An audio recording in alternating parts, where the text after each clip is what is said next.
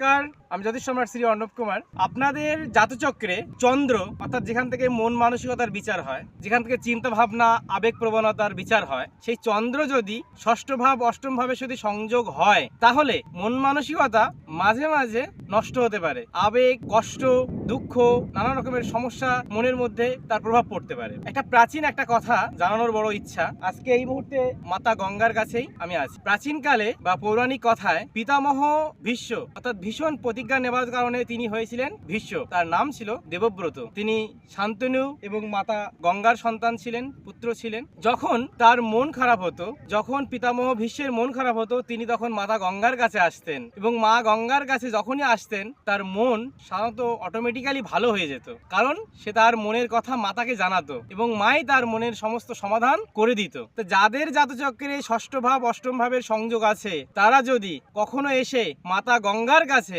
নিজের মনের কথা জানান, তাহলে আপনাদের মনের অনেক সমস্যা, দুঃখ, কষ্ট, যন্ত্রণা দেখবেন অটোমেটিক ভালো হয়ে গেছে। অর্থাৎ কিনা মা আপনাদের দুঃখ, কষ্ট, যন্ত্রণার উত্তরও দিয়ে দেবে এবং সেই দুঃখ, কষ্ট, যন্ত্রণা সে হরণও করে নেবে। সেই কারণে অবশ্যই মা গঙ্গার কাছে আসবেন, এসে আপনার মনের দুঃখ, কষ্ট, যন্ত্রণার কথা তাকে জানাবেন। দেখবেন ফলপ্রসূ হচ্ছে কিনা।